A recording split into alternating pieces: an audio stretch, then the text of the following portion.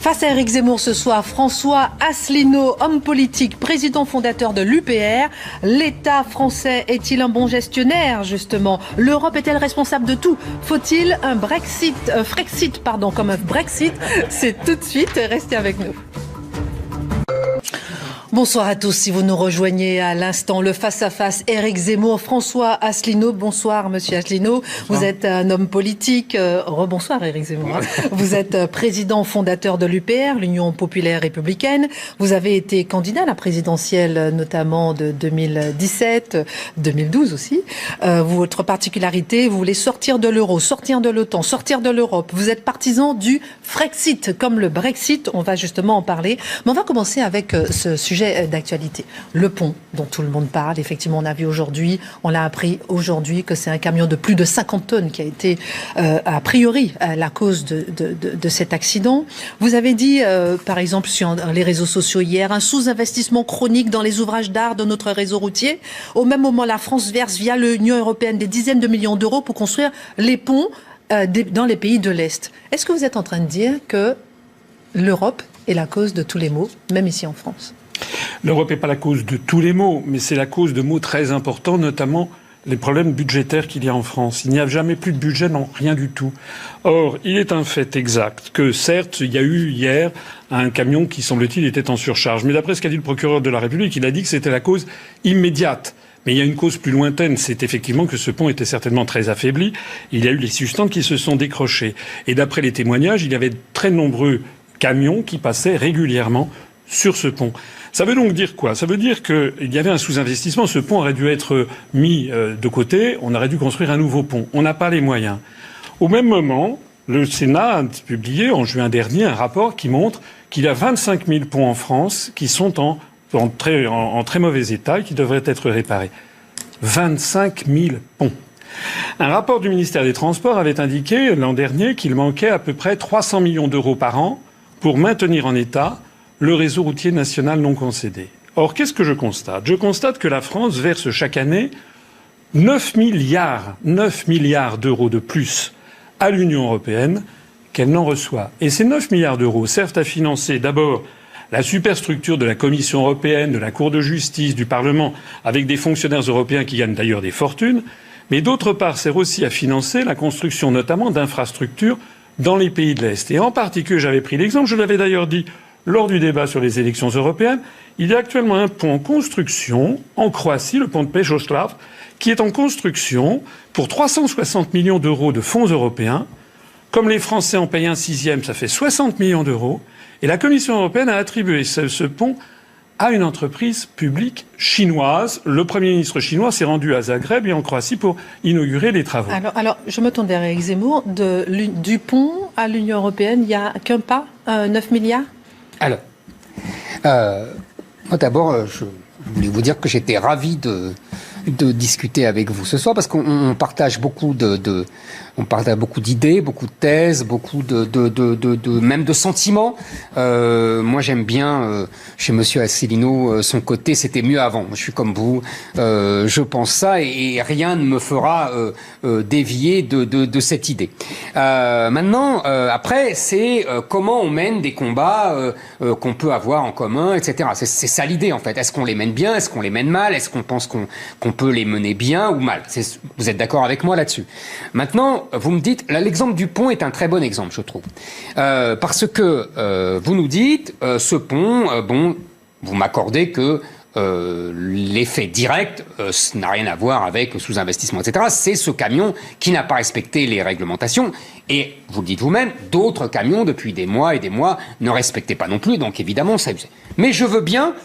parce qu'après tout, il n'y a pas de raison de vous croire de mauvaise foi, je veux bien penser, comme le rapport sénatorial, que nous avons beaucoup de ponts qui sont en sous-investissement. Nous ne sommes pas d'ailleurs le seul pays. L'Allemagne aussi est en sous-investissement. Les États-Unis sont en sous-investissement public. Il y a beaucoup de pays comme ça. Et je pense que c'est un système mondial, occidental en tout cas, qui fait que d'abord, on dérive de l'argent public vers des choses qui ne sont pas indispensables. On réduit les investissements, etc. Et surtout pour la France, moi je crois qu'au-delà de l'Europe, pardonnez-moi, hein, les 9 milliards font pas le figure à côté de nos budgets sociaux. Moi, je pense que notre problème numéro 1, ce n'est pas les 9 milliards qu'on donne en plus à l'Europe, qui sont vraiment un épiphénomène, un trait léger sur le papier par rapport à notre budget social qui est colossal. Et pourquoi notre budget social est colossal, selon moi? C'est parce qu'on l'ouvre au monde entier. Et ça, c'est pas l'Europe qui nous oblige à faire ça. Je vais pas me faire l'avocat du diable, hein, vous comprenez bien ce que je veux dire. Je n'ai pas de sympathie particulière ni pour les technocrates européens, ni pour la superstructure de la Commission de Bruxelles.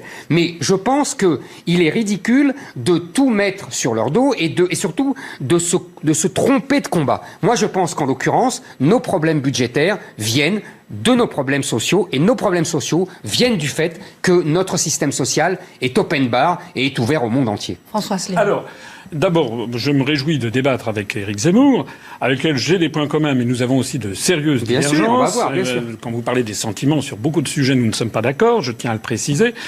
Deuxièmement, c'est assez facile de jeter comme ça, de passer sous la table 9 milliards d'euros, et de passer sous la table ce fait absolument évident que la France, les contribuables français, sans s'en rendre compte, financent les infrastructures routières en Pologne, en Bulgarie, en Roumanie, en Croatie. Alors vous me dites, on pourrait trouver de l'argent ailleurs. D'accord, mais où allez-vous trouver de l'argent ailleurs? Et qu'allez-vous proposer? Je vois qu'actuellement, M. Macron, qui vient de dire à l'Association des maires de France qu'il veut lutter contre les fractures, il est l'artisan numéro 1 des fractures. M. Macron est en train de prendre des décisions de la réforme de l'assurance chômage. Vous le savez, les employés de Pôle emploi sont effarés. Il va y avoir 1 300 000 Français qui vont d'un seul coup voir leurs prestations de chômage diminuer, peut-être baisser au RSA. Vous savez qu'actuellement, c'est pas moi qui le dis, c'est l'INSEE, il y a 800 à 900 Français qui basculent chaque jour en dessous du seuil de pauvreté. Nous sommes face à un pays qui est en pleine déroute sociale et morale. Est-ce que vous croyez que c'est vraiment en ce moment qu'il faut s'attaquer maintenant aux systèmes sociaux alors que nous ne cessons de nous attaquer? C'est également les retraites. Tout ceci d'ailleurs étant réclamé, je me permets de le préciser, la réforme des retraites, comme la réforme de l'assurance chômage, comme beaucoup d'autres choses, étant réclamée par la Commission européenne, je suis désolé de le repréciser, en vertu du rapport des grandes orientations des politiques économiques qui sont décidées chaque année pour chaque État et notamment pour la France. Alors, Monsieur Asselineau, deux choses. D'abord, vous nous dites il faut pas construire il faut pas donner de l'argent aux pays de l'Est, etc. Moi, je n'ai pas dit ça. Si, vous dites ils ont construit des ponts dans les pays de l'Est, c'est pas bien de donner de l'argent aux pays de l'Est. Je dis que charité bien ordonnée commence par soi-même. D'accord, mais je ne vais pas vous expliquer quand même à vous que cet argent qu'on donne aux pays de l'Est, c'est une compensation parce qu'ils ne mettent pas de droits de douane à nos produits et que en plus ils doivent donc, si vous voulez, souffrir. Et normalement, comme ils sont des pays qui sont en retard économiquement, ils auraient dû mettre des droits de douane pour se protéger. Comme ils n'en mettent pas, il faut bien compenser. Et en plus, vous savez très bien que ça permet à nos entreprises d'aller dans ces pays-là, nos grandes surfaces, etc. D'accord, mais si c'était si extraordinaire, non, mais je dis pas que c'est extraordinaire. Je vous dis que c'est pas complètement délirant. Si c'était si extraordinaire, pourquoi Macron a-t-il mis son veto à l'entrée de la Macédoine du Nord et de l'Albanie récemment? C'est bien parce qu'il sait très bien que c'est un fardeau financier colossal qui arrive, avec par ailleurs des mafias tous azimuts, voilà. Et des trafics tous azimuts. Là, c'est mieux. Et donc, non, c'est pas mieux, tout ça, c'est la vérité. Non, et donc, il n'est pas normal d'avoir ce fardeau-là. Quant à faire de la charité, qui paye les fonds que les Français versent à l'Union européenne? Les 9 milliards d'euros que nous versons en plus. Les Français. Oui, mais pas seulement les Français. Toutes les personnes vivant en France, y compris ce sujet qui vous est cher. Mais on va en parler. C'est-à-dire que des Sénégalais qui vivent en France, lorsque par exemple ils achètent tel ou tel produit, ils payent des droits de douane si ce sont des produits d'importation qui vont aller financer la Commission européenne. Et la Commission européenne, va donner en moyenne 100 fois plus d'argent à chaque habitant de l'Estonie ou de la Lettonie, qui sont des pays à revenus intermédiaires, plutôt qu'à chaque habitant du Sénégal.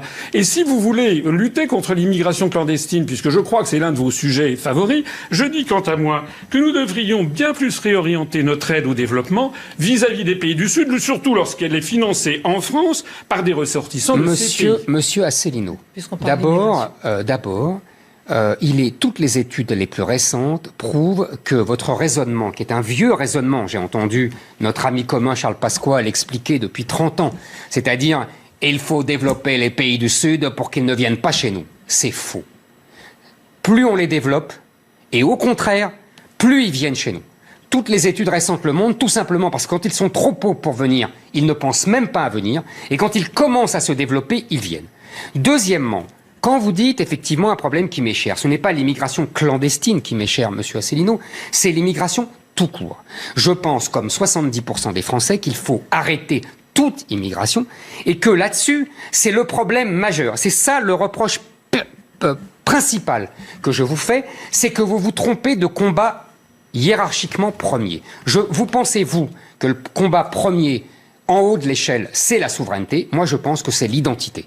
C'est-à-dire que je pense, avant de déterminer quelle part de souveraineté on a et comment on peut récupérer notre souveraineté, je suis pas en désaccord majeur avec vous là-dessus. Mais je pense que le premier problème, c'est quel peuple sommes-nous? Quelle nation sommes-nous? Quelle identité avons-nous? Quelle identité allons-nous garder? Vous savez, si dans 50 ans, nous sommes devenus une république islamique, elle pourrait être souveraine, ça ne sera plus la France non plus. Écoutez, donc la question de la souveraineté passe après la question de l'identité. Et vous détournez le combat du vrai enjeu majeur. Je pense que la démographie est plus importante que le droit. Non, monsieur Zemmour, vous méconnaissez le fait que la souveraineté, c'est pas un concept abstrait, c'est le pouvoir de changer les choses. Vous nous parlez d'immigration. Est-ce que vous expliquez, est-ce que madame Le Pen, par exemple, explique aux Français qu'il y a une directive, la directive, pour être précis, 2003-86 CE du 22 septembre 2003, qui intègre dans le droit communautaire le regroupement familial? Est-ce que vous expliquez ça aux Français? Est-ce que vous expliquez aux Français qu'il y a des articles? Je sais que je me suis fait connaître parce que je connaissais les articles, mais c'est normal que lorsqu'on prétend être un chef d'État, et c'est normal qu'on connaisse ce dont on parle. Mais monsieur Asselineau, je vous reproche pas de connaître les articles. Les articles 67, 77 et 78 du TFUE fixent, transfèrent à l'Union européenne la majeure partie des décisions en matière d'immigration. Ce que nous disons, c'est qu'on ne met pas la charrue avant les bœufs. C'est que la première chose à faire, c'est de rassembler les Français, quels qu'ils soient, quelle que soit leur origine, pour reprendre en main les manettes. Et ensuite, sur ces sujets d'immigration, comme sur un certain nombre d'autres, eh bien, de poser la question aux Français sur ce qu'ils veulent. Moi, ce qui me gêne énormément dans votre discours, monsieur Zemmour, c'est que c'est un discours dont je ne vois pas la finalité, puisque, à partir du moment où on n'a pas le pouvoir, la seule logique de votre discours, c'est d'arriver à la guerre civile. C'est toute la logique. Monsieur Asselineau, premièrement, vous dites le regroupement familial est dans une directive, etc. Excusez-moi de vous rappeler qu'elle n'a pas attendu cette directive pour que le président Giscard d'Estaing décide le regroupement familial en 1975. C'est exact. Mais maintenant que c'est une directive... Vous voyez, je vous ai pas interrompu et vous m'interrompez. Non, maintenant que c'est une directive européenne, on ne peut plus en sortir. J'ai pas fini. Deuxièmement, nous n'avons pas attendu la directive européenne pour que le Conseil d'État décide en 1978 par l'arrêt Gisti que le Premier ministre de l'époque, Raymond Barre, n'avait pas le droit de suspendre le regroupement familial comme il l'avait l'intention. Donc vous voyez, ça, c'est pas l'Europe et c'est nous qui nous sommes tirés une balle dans le pied tout seuls. Deuxièmement, je vous rappelle que nous sommes dans l'Union européenne avec la directive dont vous parlez et que la Hongrie et la Pologne n'ont pas d'immigrés, que l'Italie n'a quasiment pas de regroupement familial malgré votre directive, que le Danemark est en train de tout verrouiller et que personne ne lui déclare la guerre. Parce que votre directive, on peut s'asseoir dessus, monsieur Asselineau. Et la France peut très bien s'asseoir dessus, si le politique le veut, s'asseoir sur la directive. En fait, ce qui me gêne toujours avec vous, c'est que j'admire votre connaissance des directives, et je le dis sans ironie, parce que moi aussi, je crois avoir une très bonne mémoire et donc j'aime beaucoup quand on a une excellente mémoire et je trouve que c'est très utile. Mais je pense que vous êtes le miroir inversé des gens que vous détestez. Vous faites exactement comme la technocratie de Bruxelles, vous faites du droit, vous nous balancez vos directives et vous ne faites pas de politique. Quand le général de Gaulle a décidé la politique de la chaise vide, est-ce qu'il est venu voir les Français et dire, selon la directive 40-2012, eh ben je n'ai pas le droit de faire ça et pourtant je le fais. Non, il a dit, on n'y va pas et puis c'est tout. C'est simple. Et ils se foutent complètement des directives, machin et machin. Moi, je suis fatigué de ces responsables politiques ou journalistiques qui expliquent aux Français qu'il faudrait avoir à la tête de l'État quelqu'un qui piétine le droit. Si on piétine le droit, c'est la porte ouverte à la loi de la jungle. Je suis désolé, l'article 5 de la Constitution pose que le président de la République est le garant du respect des traités. Il est également le garant de l'unité nationale. Et c'est quelque chose auquel vous ne portez jamais attention. Je vous dis que le discours que vous tenez est un discours qui consiste continuellement à jeter de l'huile sur le feu sans qu'il y ait un résultat concret. Et j'ajouterais que vous me faites penser, vous savez ce que faisait François Mitterrand dans les années 80, dès qu'il y avait un problème social un petit peu compliqué, il ressortait le chiffon rouge, le droit de vote aux immigrés. Maintenant, ça a changé. Maintenant, c'est cette affaire. Une fois c'est le burkini, une fois c'est le voile islamique. C'est-à-dire que on a affaire. C'est comme si le peuple français était un taureau dans une corrida. Alors il a d'abord les banderilles, le traité de Maastricht, et puis le traité de Lisbonne, et puis le rapport des grandes orientations des politiques économiques, etc. Donc le taureau commence à être fatigué. Et puis voici Monsieur Zemmour. Monsieur Zemmour qui est avec son voile, comme le torero, olé. Et olé, c'est-à-dire que le taureau fonce vers la muleta, vers le voile que vous agitez, alors qu'au même moment, on est en train de détruire le droit social des Français. Au même moment, on est en train de privatiser à outrance la Française des Jeux, ce qui est un scandale économique. On est en train de privatiser Aéroport de Paris. On est en train de démolir le droit du travail. Vous savez, ce dont les Français ont besoin, c'est de se rassembler. Ne me faites pas le coup, je sais, il y a des gens qui me font le coup. Ah, c'est un énarque qui vit dans sa tour d'ivoire. Non. Moi, j'ai rien dit. Non, mais je le sais parce que certains m'ont déjà. Je n'allais pas vous dire ça. Eh ben, moi, je vis dans un quartier populaire parisien. J'ai été élu du 19e arrondissement où il y a 150 nationalités. Je me suis présenté aux élections à Aulnay-sous-Bois. Dans le parti politique que j'ai créé, il y a beaucoup de Français d'origine étrangère et des Français d'origine comme vous d'ailleurs, originaires du Maghreb et qui sont tout à fait patriotes et tout à fait français. Et donc il faut favoriser justement ce rassemblement des Français. C'est ça le rôle d'un chef d'État. Éric Zemmour. Monsieur Asselineau, vous faites exactement le contraire du général de Gaulle que vous prétendez révérer. Le général de Gaulle, qu'est-ce qu'il a fait? Deux choses. Un, quand il est arrivé au pouvoir, il est resté dans le marché commun de l'époque. Et deux, il a donné l'indépendance à l'Algérie parce qu'il ne voulait pas que son village devint Colombey les deux mosquées. Vous acceptez que votre village devienne Colombey les deux mosquées et vous voulez sortir du marché commun. Et après, vous citez le général de Gaulle. Excusez-moi, j'y vois une contradiction majeure. Alors. Et maintenant, deuxièmement, quand vous me dites qu'il faut rassembler, mais rassembler sur quoi? Rassembler autour de quoi? Quand vous avez deux civilisations qui s'affrontent sur le même sol, ce n'est pas être un bout de feu que de dire « attention, on va à la catastrophe ». Quand on annonce la catastrophe, ça ne veut pas dire qu'au contraire, on l'aggrave. C'est le contraire. On annonce pour l'éviter. Et on annonce pour dire « voilà, il y a des mesures à prendre avant ». Et on peut très bien les prendre sans sortir de l'Union européenne. Parce que, attendez, j'ai fini avec ça. Le problème de votre sortie de l'Union européenne, c'est que vous n'avez personne derrière vous. Vous enfermez les Français. Vous l'avez vu, vous avez fait 1%. Attendez, parce que j'ai eu 0,9% du temps de parole aussi. Bon. Donnez-moi le même temps de parole qu'à Macron. J'ai fini. Vous enfermez les Français dans un tout ou rien. Ils vont vous répondre rien. Parce que tout simplement, nous ne sommes pas les Anglais. Nous ne sommes pas les Anglais. Et vous savez pourquoi nous ne sommes pas les Anglais? Je vais vous dire. Je pense sincèrement et profondément ce que je vais vous dire. Je pense que nous ne sommes pas les Anglais car nous avons perdu en 40. Nous sommes traumatisés par cela. Les Anglais ont gagné les guerres depuis 2 siècles. Nous en avons perdu plusieurs. Et nous n'osons plus, peut-être à tort d'ailleurs. Moi, je regrette comme vous le temps où nous affrontions toute l'Europe et où nous n'avions pas peur de ça. Mais on n'ose plus faire ça. Et plutôt, vous nous enfermez dans un combat perdu d'avance et vous ne voulez pas voir le seul combat qui vaille, c'est-à-dire le combat pour notre identité. Alors, je pense que c'est criminel ce que vous faites. Et vous êtes aussi coupable que la gauche. Vous tenez le même discours que la gauche. Monsieur Zemmour, vous nous condamnez à un discours. On vous a entendu sur ce sujet. J'aimerais qu'on passe à un autre sujet. Voilà. Non, il faut quand même que je réponde. Mais répondez. Je vous en prie. Non. D'abord, je ne suis pas du tout un homme du passé, je suis un homme du futur. J'ai pas dit ça. Vous répondez à ce que je n'ai pas dit. Si, parce que vous dites, vous enfermez, vous citez De Gaulle, etc. Je ne révère pas De Gaulle. Ce qu'il faut regarder, c'est le futur. Le futur, c'est que vous ne révérez pas De Gaulle. Vous revendiquez du gaullisme social. Oui, peut-être, mais pas seulement. Il y a chez nous des gens qui sont anti-gaullistes, qui ont rallié l'UPR. Ce que nous proposons, c'est de regarder la France du futur. La France du futur, tout le monde a compris que l'Union européenne est au bord de la désintégration. C'est d'ailleurs Macron lui-même qui l'a dit, l'Europe est au bord du précipice. Plus personne dans toute porte fermée, les gens savent que ça ne marche plus à 28 États. C'est-à-dire qu'il faut regarder de l'avant. Votre discours, c'est vous qui enfermez les Français dans une polémique polémique, stérile, qui ne peut déboucher en fait, au bout du compte, que sur la guerre civile. Vous ne proposez rien. Monsieur Asselineau, mais je propose pas du tout. D'ailleurs, moi, j'ai fait 1,2% aux élections européennes. Vous ne vous êtes pas présenté, donc vous avez fait 0%. Et par ailleurs, je me permets de dire... Non, oui, allez-y, et nous verrons. Alors, je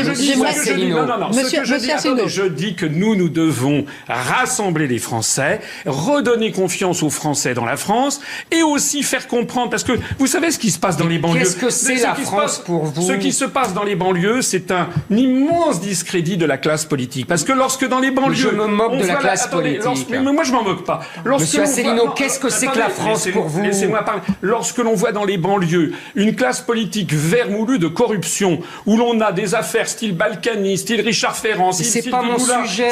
Messieurs, François Asselineau, écoutez-moi, vous êtes à côté de la plaque, monsieur Asselineau. Pardonnez-moi, vous êtes à côté de la plaque. François Asselineau, j'ai une question. Non, attendez. C'est moi. Maintenant, c'est moi. François Asselineau, j'ai une petite question pour vous. 1,2%, s'il vous plaît. 1,2%. C'est le chiffre que vous avez fait aux européennes. Sur 34 listes, oui. Et nous allons aller aux élections municipales. Monsieur Asselineau. Oui. C'est un chiffre que vous avez fait 1,2. Vous étiez vous vouliez être le porte-parole justement des Gilets jaunes. Est-ce que ce mouvement des Gilets jaunes n'a pas été une rupture entre la base et la technocratie ? Oui, le problème des Gilets jaunes que je vois, c'est qu'ils ne supportent plus la situation actuelle. Macron parle des fractures, mais c'est lui qui a contribué à faire les fractures, sachant qu'il n'y a pas que lui. Avant lui, il y avait Hollande, avant lui, il y avait Sarkozy. Toutes ces personnalités, on n'a plus de chef d'État. Vous savez, puisqu'on parlait de De Gaulle, vous savez cette formidable parole de De Gaulle en parlant de Paul Reynaud, pour qu'il fût un chef d'État, il lui avait manqué deux choses, qu'il fût un chef et qu'il y eût un État.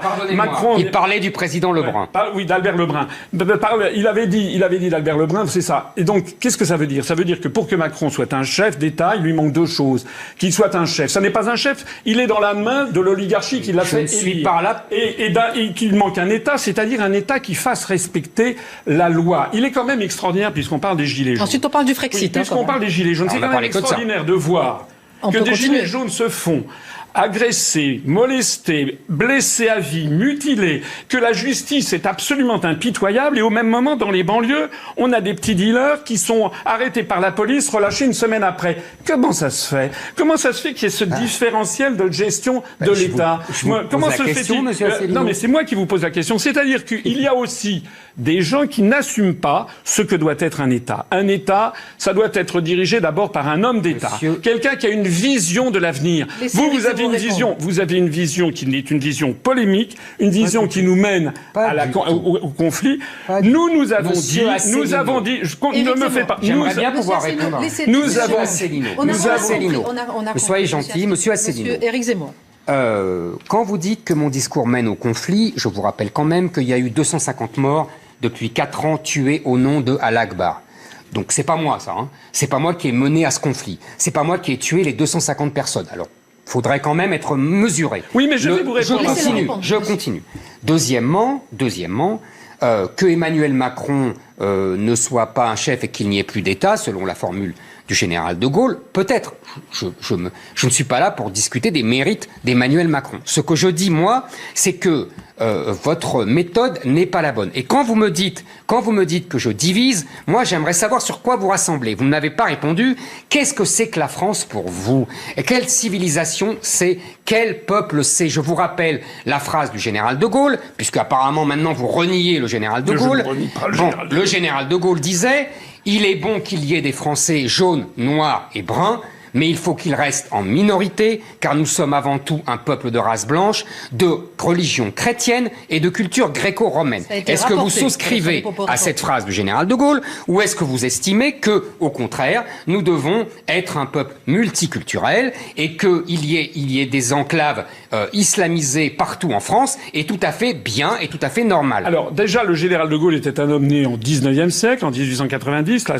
La situation a pas mal changé. Deuxièmement, ce que vous dites ne débouche sur rien. Non, ça débouche sur tout. Non, que de jeter de l'huile sur le feu. Comme disait De Gaulle, puisque vous aimez à le citer, la politique, c'est partir des réalités. La réalité, c'est quoi? C'est que la France, elle est comme elle est aujourd'hui, et que nous voulons rassembler. Et s'il y a bien quelqu'un qui passe son temps à vouloir redonner son lustre à la France, c'est moi. Toutes mes interventions, je les conclue en disant vive la République.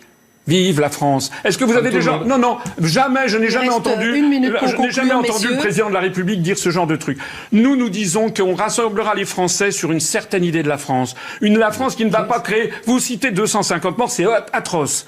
Mais est-ce que la France avait à démolir le régime syrien, d'essayer de démolir le régime syrien, démolir le régime libyen, démolir le régime libyen. Est-ce que vous pensez qu'il n'y a pas dans les banlieues une formidable soif de justice et un refus du deux poids deux mesures? Nous allons aller dans les banlieues. Nous allons être dans 60 villes de plus de 10 000 habitants. Là, il n'y aura pas 34 listes, il y en aura 4 ou 5. Et nous proposons d'abord et avant tout l'honnêteté, la sincérité. Et on adopte toutes les mesures de anticorps, l'organisation anticorruption. Déjà, luttons cela. Je note, monsieur Asselineau, que vous n'êtes pas capable de me dire qu'est-ce que la civilisation française et que, que vous n'êtes pas capable de me dire que c'est une civilisation européenne et que c'est la seule limite de votre raisonnement. Ça n'est pas du tout vrai. J'ai fait une conférence sur l'histoire de France qui a un très grand succès sur Internet. Je suis le seul politique à avoir parlé de l'histoire de France. François Asselineau, vous reviendrez, si vous voulez, pour qu'on puisse parler du Brexit ou du Bruxit, si vous le souhaitez. En tout cas, restez avec nous sur CNews. Merci encore, messieurs, pour ce débat vif. Dans un instant, les informations avec Patrice Boisfer. Excellente soirée sur CNews et à demain.